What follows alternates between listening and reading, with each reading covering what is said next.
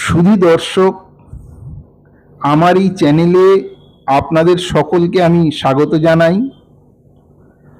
আজকের ভিডিওটির আলোচ্য বিষয় হচ্ছে শিবের পুজোর কি করে প্রচলন হয়েছিল।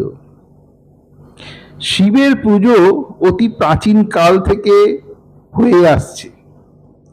হিন্দুরা বলে থাকেন যে শিব হচ্ছেন দেবাদিদেব মহাদেব। বস্তুত শিব বৈদিক সভ্যতার অনেক আগে থেকে পূজিত হয়ে থাকেন। এখন শিব কি, শিব কেন, শিবের পুজো ঠিক কখন থেকে প্রচলন হয় বা কেনই বা প্রচলন হয়, কি উদ্দেশ্য নিয়ে প্রচলন হয়, চেষ্টা করব এই ভিডিওতে সেই সম্পর্কে আলোকপাত করতে। শিবকে বলা হয় মঙ্গল, অর্থাৎ শিব শব্দের অর্থ মঙ্গল, তাই শিব হচ্ছেন মঙ্গলেরও প্রতীক। এখন যে লিঙ্গে, শিব লিঙ্গে শিবের পুজো হয় তার কতগুলো ভাগ আছে। একদম তলার যে ভাগটি তাকে বলা হয় ব্রহ্মা। এই তলভাগে ব্রহ্মা ভাগটি মাটির নিচে প্রথিত থাকে। বেদির যে সমতল অংশটি তাকে বলা হয় বিষ্ণু, আর তার ওপরে যে লম্বালম্বি দণ্ড আকার থাকে সেটি হচ্ছে শিব হিসেবে পূজিত হন। এর ওপরটা সমতল করে দেওয়া আছে, একটু উঁচু করে গম্বুজাকৃতি একটা শীর্ষবিন্দুতে তা মিলিত হয়েছে। এর কিছুটা নিচে একটি গোলাকার বস্তু থাকে, যার সামনের দিকটা লম্বা। এর আকৃতিটি অনেকটা যোনির মতো।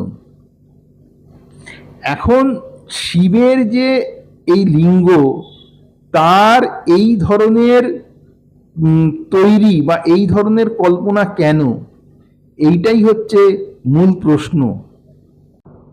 শিবের পুজো এবং শিবের যে লিঙ্গের আকৃতি, তার কল্পনা লুকিয়ে আছে কৃষিকাজের সঙ্গে বা ফসল উৎপাদনের সঙ্গে।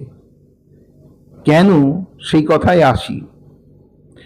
প্রথাগতভাবে কৃষিকাজ শুরু হয় আজ থেকে ৮,০০০ বছর আগে, এখন অবধি যা জানা যায় ঐতিহাসিক তথ্য অনুসারে।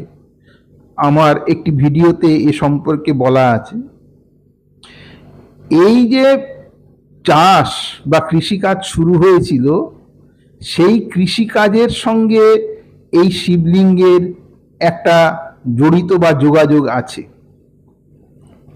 এখানে আরও একটি উল্লেখযোগ্য বিষয় যে শিবের সঙ্গে ত্রিশূল, অর্থাৎ শিবের হাতে ত্রিশূল থাকে, এরম একটা কল্পনা, বা শিবের সঙ্গে ত্রিশূল অঙ্গাঙ্গিভাবে জড়িত, এই কথাটাও হিন্দুরা বিশ্বাস করেন। সে প্রসঙ্গেও আসছি। এবার বলি যে ৮,০০০ বছর আগে যে কৃষিকাজ শুরু হয়েছিল, প্রথাগত কৃষিকাজ হয়তো তার আগেও শুরু হয়েছে, কিন্তু প্রথাগতভাবে মোটামুটি ধারণা করা যায় আজ থেকে ৮,০০০ বছর আগে, এখনো অবধি যা পাওয়া গেছে, ঐতিহাসিকভাবে যা পাওয়া গেছে, শুরু হয়।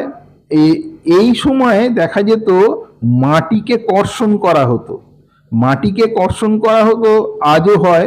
বিশেষ করে কিছুকাল আগেও যেটা হাল চালানো হতো, লাঙল দিয়ে মাটিকে কর্ষণ করা হতো, সেটা একমুখী ফলা দিয়ে। কিন্তু এখানে দেখা গেছে ত্রিমুখী ফলা দিয়ে এই মাটিকে কর্ষণ করা হতো। এই ত্রিমুখী ফলার সঙ্গে ত্রিশূলের একটা সম্পর্ক থাকতে পারে। হয়তো ওই ত্রিমুখী ফলাটাই কালক্রমে ত্রিশূলের রূপ ধারণ করেছে। এইবার আসি শিবলিঙ্গের কথায়।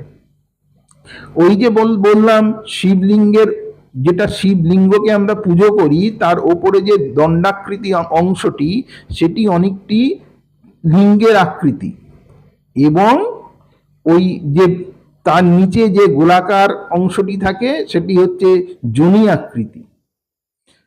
তখন সম্ভবত মনে করা হতো যে এই যোনির মধ্যে এই লিঙ্গের প্রবেশের ফলে ফসল উৎপন্ন হবে, এবং এটা প্রকৃতিগতভাবে, অর্থাৎ এখানে ওই দণ্ডটি হচ্ছেন পুরুষের রূপক।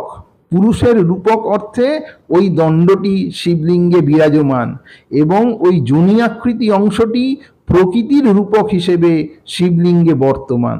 অর্থাৎ এদের পুজো করলে যে ফসল উৎপন্ন হবে সেই ফসলই আমরা পাব।